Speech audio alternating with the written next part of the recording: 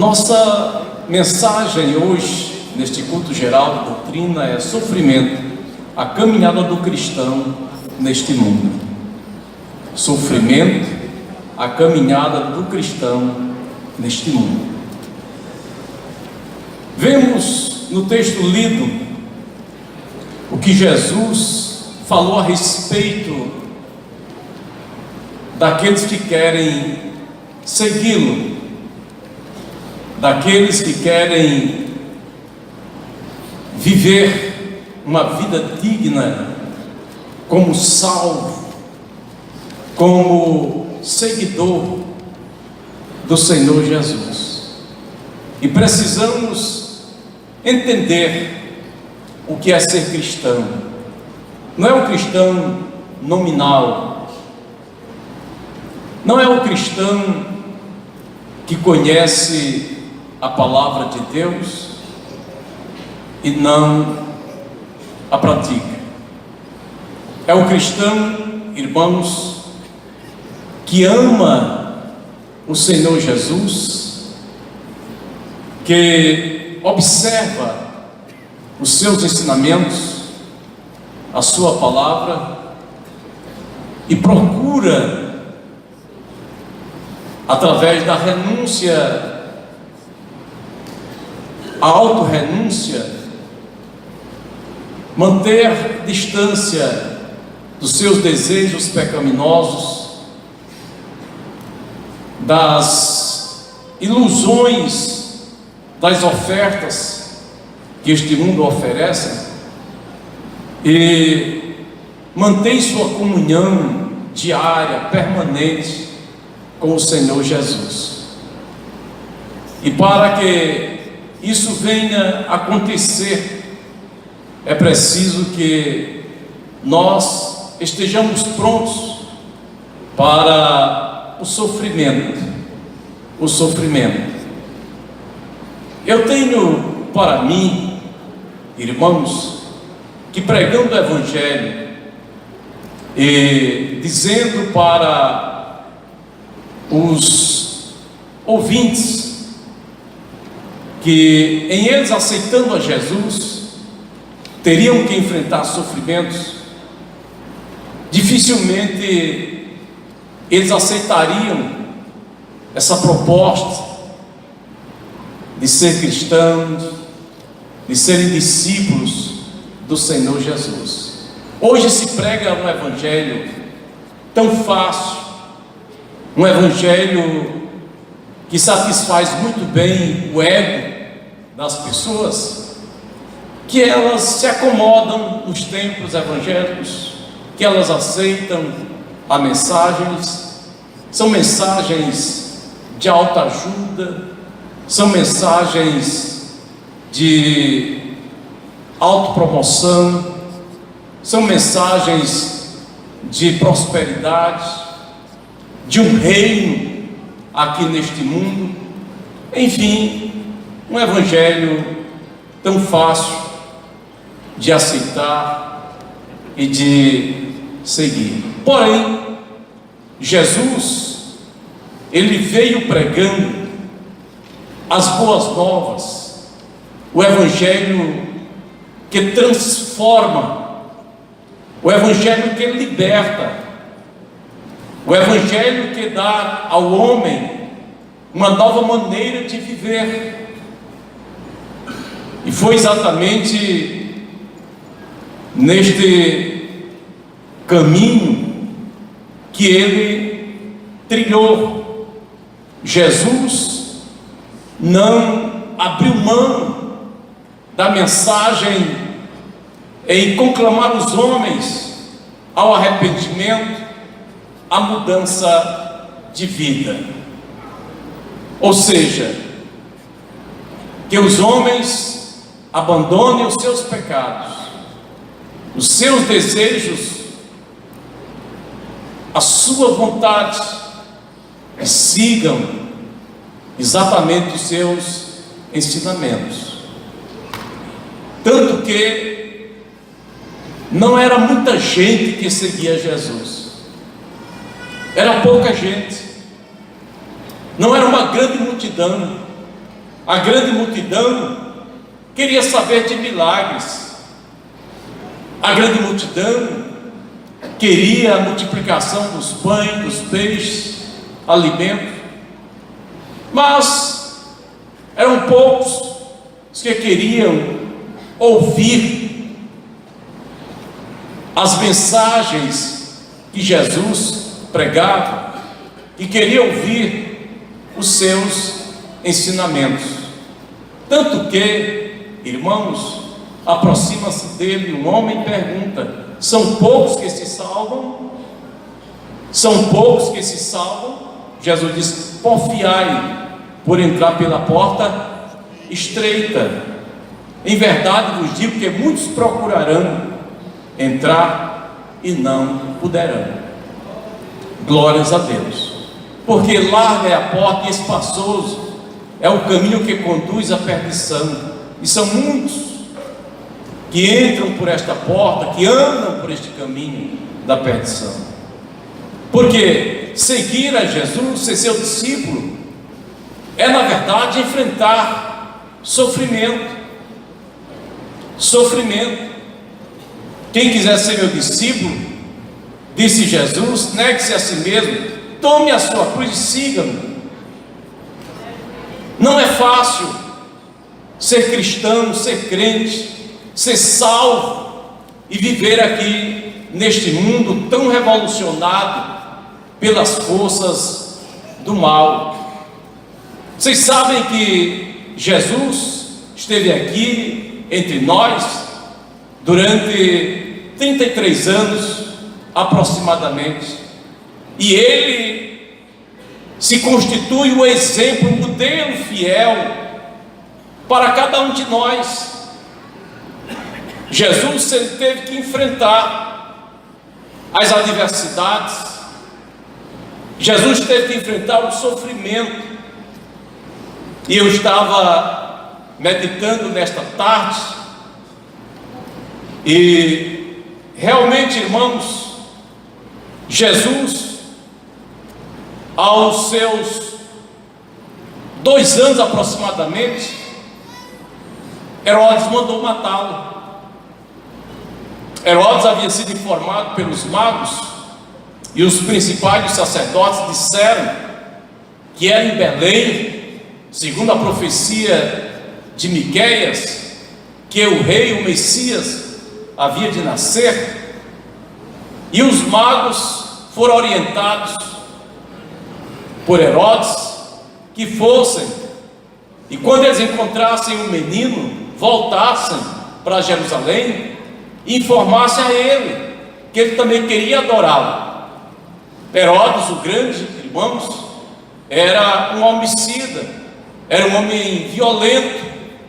Ele já havia mandado matar seus parentes, seus filhos, tanto que os magos, divinamente avisados por Deus, eles partiram por outro lugar, não voltaram.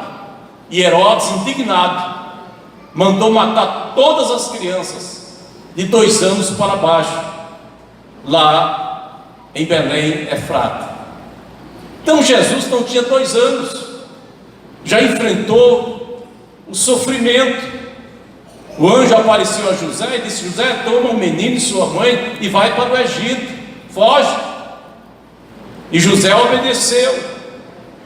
Depois que Herodes morreu, então eles voltaram e não ficaram mais na Judeia, mas foram morar na Galileia, precisamente na cidade de Nazaré. Viveu em pobreza durante toda a sua vida. Viveu em pobreza. Hoje se prega o evangelho da prosperidade aí, dizendo que todo crente deve ser rico, deve ter um bom salário, deve ter um carro novo. Eu soube até de um pregador brasileiro que mora nos Estados Unidos, veio a convite para pregar aqui no Brasil, isso há cerca de quase 40 anos, e o irmão que estava esperando esse pregador no aeroporto o recebeu com tanta alegria Mas depois que o pregador soube que ia ser transportado num fusquinha, disse: eu mesmo não vou desse demônio não, eu quero ir num carro de luxo. Isso aí é coisa para pobre, isso é coisa para quem está debaixo de maldição. Eu tenho a bênção de Deus. Os irmãos possam imaginar, sabe, Jesus, ele viveu na pobreza, e a teologia da prosperidade, ela diz que quem é pobre está debaixo de maldição. Queridos, Jesus, ele viveu no seio de uma família pobre. José e Maria eram pobres, pessoas simples da sociedade judaica, e foi nesse contexto familiar, social, que Jesus nasceu. Glórias a Deus. Sendo ele rico, se fez pobre por amor a nós. Glórias a Deus. Se fez pobre por nós. Glórias a Jesus. Vocês sabem que realmente a pessoa viver sem muitas condições não é fácil. Hoje tem muita gente aí querendo exatamente imitar aqueles que têm bons salários, têm bens materiais e usam cartão de crédito, tomam dinheiro emprestado, no fim ficam endividados e não têm com que pagar. Eu digo a vocês, queridos irmãos, Deus deu tanta preferência aos pobres que Jesus Cristo mandou dizer a João Batista, através dos seus mensageiros: vocês digam a João Batista que aos pobres é pregado o evangelho do reino de Deus. E eu dou graças a Deus, meus amados irmãos, porque é exatamente para esse povo que o evangelho está sendo pregado. Mas e os ricos, pastor? Os ricos dificilmente eles querem saber do evangelho. Jesus, quando disse para aquele jovem rico: vai, vende tudo que tens, dá-o aos pobres e terás tesouro no céu, ele se retirou triste, porque era dono de muitas propriedades. Aí Jesus Cristo disse: quão difícil é um rico entrar no céu. E os discípulos perguntaram: e assim, quem pode se salvar? Jesus disse, irmãos, que era mais fácil passar um camelo pelo fundo de uma agulha do que um rico entrar no céu. E realmente os ricos, queridos, eles só pensam na riqueza. Diz que a maior preocupação do rico é um dia ficar pobre. Para tanto, eles procuram fazer investimentos e mais investimentos, e há muita gente aí tirando a vida, gente aí se suicidando, gente aí muito triste, sem paz, porque quando há uma queda nas bolsas de valores, quando o comércio desaquece, quando as coisas não vão muito bem, essas pessoas começam a entrar em depressão, começam a sentir tristezas profundas no coração, na alma, porque estão vendo os seus recursos se esvaírem. Mas o crente em Jesus, aleluia, tendo ou não condições, não importa, ele está sempre, em qualquer circunstância, alegre com o seu Senhor, aleluia, sempre feliz com Jesus. Louvado seja Deus. Mas pastor, isso é difícil. Pode ser difícil para você, mas quem já passou por circunstâncias assim, sabe muito bem o que é isso. Vocês possam imaginar, o patriarca Jó era o homem mais rico do Oriente, e de repente, ele perdeu todos os seus bens, e como se não bastasse, num só dia, perdeu 10 filhos, ficou absolutamente sem nada. Mas diz o texto sagrado que ele se prostrou, que ele adorou a Deus e disse: nu saí do ventre de minha mãe, nu tornarei para lá. O Senhor me deu, o Senhor tomou, bendito seja o nome do Senhor. Glórias a Deus. Jesus viveu, aleluia, nessas circunstâncias de pobreza. Aprendeu uma profissão com seu pai, era carpinteiro, trabalhava, glórias a Deus, dando o exemplo de que o trabalho dignifica o homem. Glórias a Jesus. E, queridos, ele sentiu falta. Jesus, enquanto homem entre nós, Jesus soube que era fome, Jesus soube que era sede, Jesus sofreu cansaço, ele passou por essas circunstâncias. Fique você sabendo que por maior que seja a sua aflição, a sua angústia, Jesus passou por isso. Jesus soube o que era fome, Jesus soube o que era ter sede, Jesus soube o que era cansaço. Aleluia!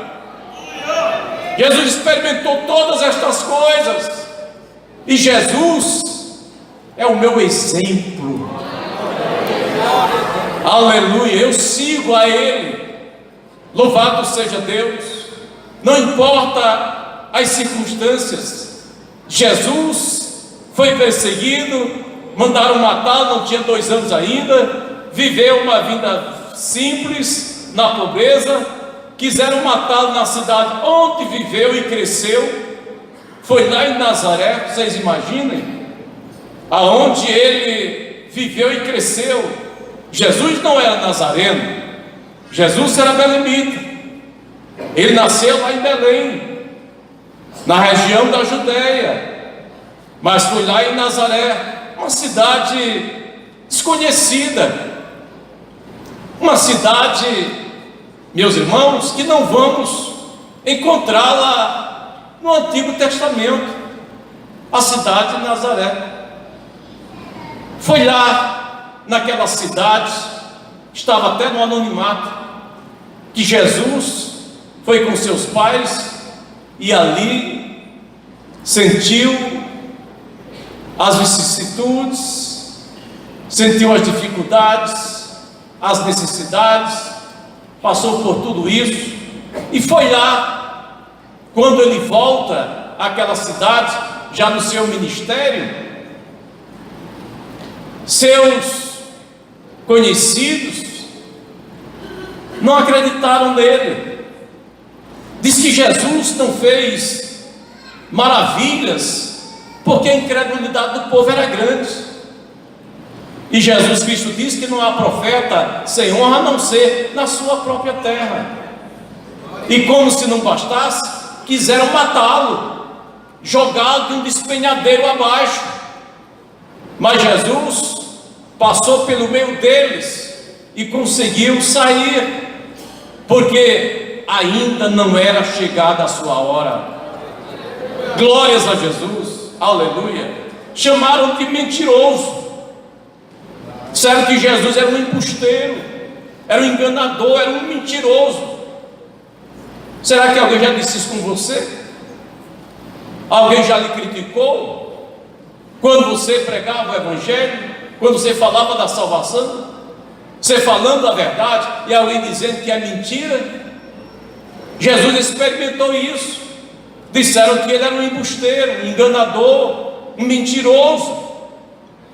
Se Jesus enfrentou isso como meu mestre, eu também enfrento isso.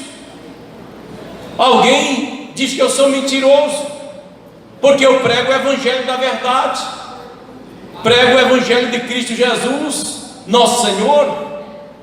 Creio exatamente no que Deus diz na sua palavra.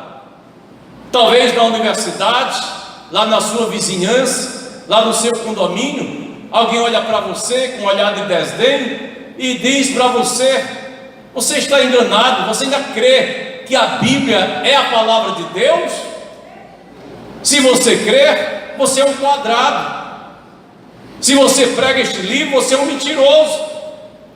Mas, queridos, digam o que quiserem dizer a respeito de um crente em Jesus, ele sabe que Jesus passou por isso também. Sejam os homens mentirosos, mas Jesus verdadeiro, e nós que o seguimos, aleluia, falamos a verdade, crente não mente. Pode chamá-lo de mentiroso, mas é porque ele está falando a verdade. A linguagem do crente difere muito da linguagem deste mundo. O mundo engana, o mundo mente, o mundo diz o que quer dizer, as gírias estão aí presentes. A linguagem do mundo é diferente da nossa linguagem. O mundo tem a sua linguagem própria, mas a igreja, nós temos uma linguagem sã, uma linguagem sadia, uma linguagem verdadeira. Você não vai nunca encontrar por aí um crente sendo acusado de mentiroso, porque crente não anda na mentira, ele deixou a mentira, agora anda na verdade. Glórias a Deus, mudou de rumo, mudou de caminho, glórias a Deus. Se chamaram Jesus de mentiroso, o que pensar de nós, enquanto igreja? Aleluia, é verdade, blasfemaram dele dizendo que tinha demônio. Jesus está expulsando demônio, Jesus está fazendo milagres, e disseram que ele tinha demônio. Vocês possam imaginar Jesus, Deus humanizado, em forma de homem, e seus próprios contemporâneos, seus conterrâneos, dizendo que ele tinha demônios. Belzebu, que é o deus das moscas, era o deus dos filisteus. E Jesus, na verdade, irmãos, diz: se eu expulso os demônios por Belzebu, por que expulso os nossos filhos? E se Satanás está dividido contra si mesmo, como subsistirá a sua casa? Mas se eu expulso os demônios pelo dedo de Deus, certamente é chegado a vós o reino de Deus. Glórias a Jesus. Aleluia, glórias a Deus. Seus próprios irmãos não criam nele, os irmãos de Jesus. A Bíblia mostra que Jesus tinha irmãos e irmãs. Quem disser por aí que Jesus não tinha irmãos nem irmãs, não conhece a Bíblia, conhece a tradição. A tradição diz que Jesus não tinha irmãos nem irmãs, e é nisso aí que a igreja tradicional está afirmada, dizendo que Maria foi virgem antes e depois do parto.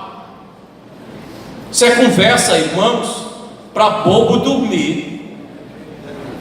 Porque Maria, virgem, e após dar a luz a Jesus, ela teve relações sexuais com José, seu esposo, o que não é pecado.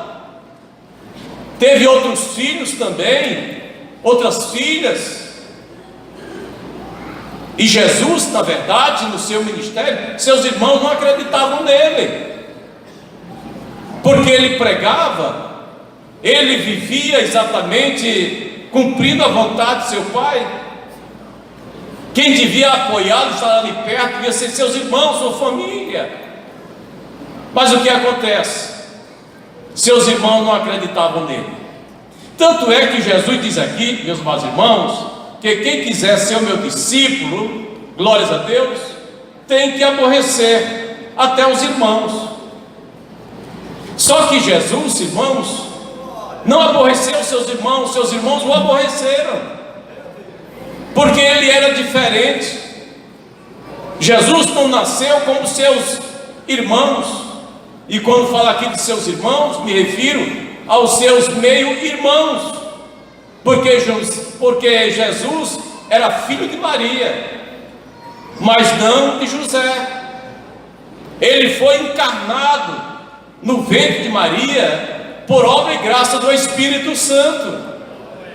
Já seus meio-irmãos eram, na verdade, filhos de José e de Maria. e eles não criam no Senhor Jesus. Não tenha medo, não fique receoso da sua fé quando alguém não acreditar em você, mesmo que seja da sua família, mesmo que seja seu pai, sua mãe, seus irmãos, seus tios, suas tias, seus primos, seja quem for. Jesus enfrentou também essa incredulidade dos irmãos dele. Os seus parentes o chamaram de louco. Os parentes de Jesus o chamaram de louco. Disseram que ele estava fora de si. Vejam só, Jesus, no cumprimento do seu ministério, fazendo a vontade do Pai, seus irmãos, seus parentes, irmãos, o tiveram por louco. Ele está louco, ele está fora de si. Isso disseram com Jesus. Uma vez um jovem estava pregando e estava tão cheio do Espírito Santo que tinha uma professora universitária, e depois ela me disse: pastor, eu pude observar que aquele rapaz que estava pregando, ele estava fora de si. Não era ele. Alguma coisa estava dentro dele, falando através dele. Meus amados irmãos, Jesus foi tido como louco, porque o que ele ensinava, o que ele pregava, o que ele fazia, tinha uma distância muito grande dos religiosos, daquilo que era comum no judaísmo. Por isso, os seus parentes o chamaram de louco, está fora de si. Ele não está equilibrado, ele está desequilibrado, ele perdeu o juízo. Mas Jesus, meus amados irmãos, estava falando, estava ensinando, estava pregando, estava fazendo milagres, glórias a Deus. Não estava fora de si, ele estava consciente da sua missão. Nós também somos tidos como loucos. Paulo diz que o Evangelho é loucura para os que se perdem. Eles nos consideram como loucos, mas aprove a Deus salvar os crentes pela loucura do Evangelho. Chegar para um jovem desse e dizer: você é louco, rapaz, hoje em pleno Carnatal, você pegar uma Bíblia e ir para a igreja, vai cantar no conjunto, você é negócio de doido. O mundo pensa dessa forma, mas a Bíblia Sagrada nos diz que nós somos sábios porque fomos alcançados pelo Evangelho de Jesus e pela palavra que nos dá sabedoria, nos dá graça para viver a palavra de Deus. Aleluia. Os judeus perseguiram-no e quiseram matá-lo. Alguém já tentou matar você porque você é crente? Não se admire disso não. Jesus também passou por essa circunstância, e ele se constitui o nosso maior exemplo. É verdade, alguns judeus disseram que ele enganava o povo. Quando fizeram aquela enquete, o que é que vocês dizem dele? Uns diziam: não, ele é bom.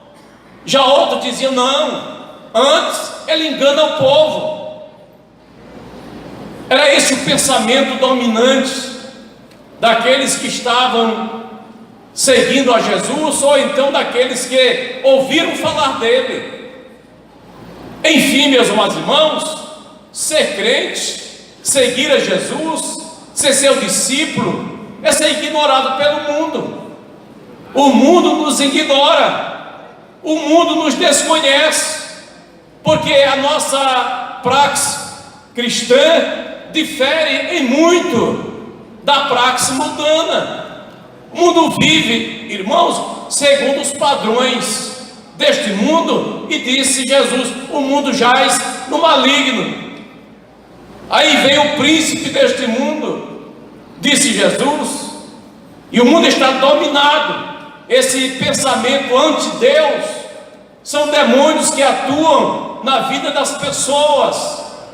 Mas devo lhe dizer aqui esta noite, aleluia, neste culto de ensino e doutrina, você está andando exatamente na contramão deste mundo.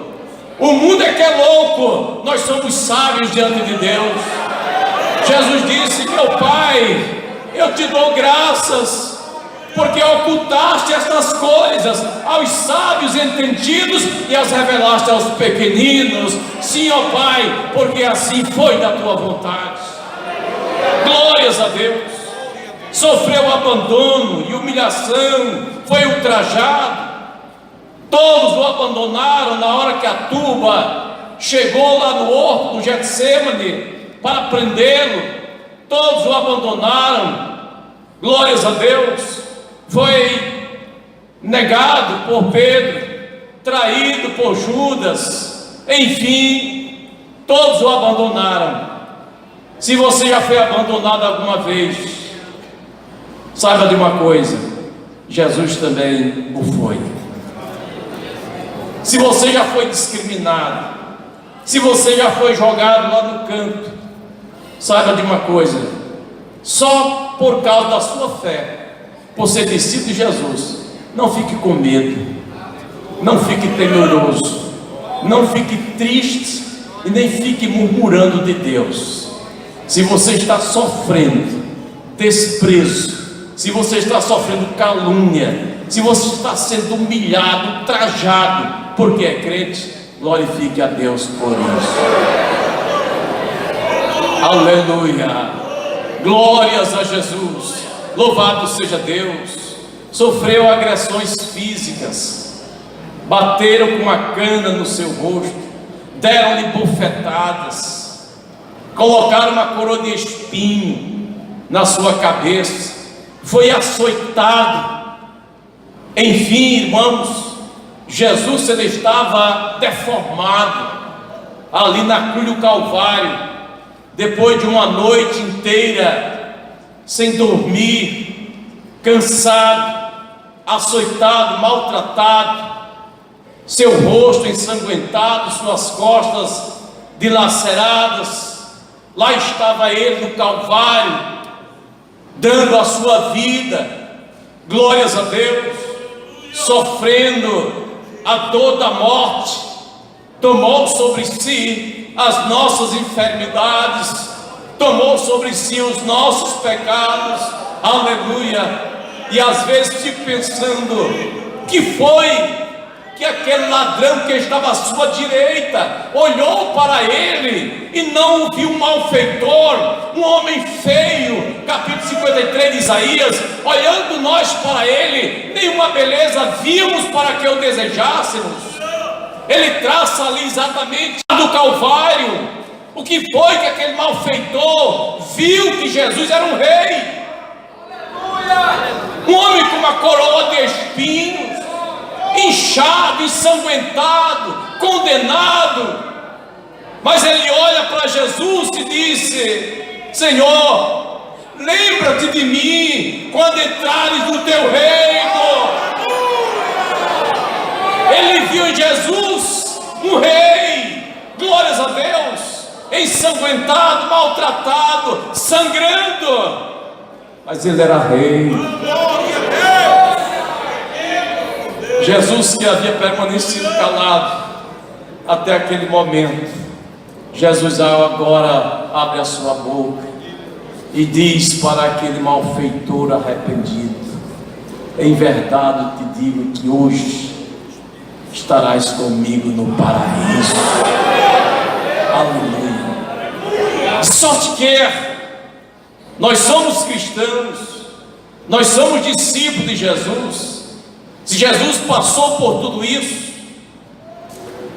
não havemos de ignorar de que nós também, enquanto seus seguidores, havemos de passar também.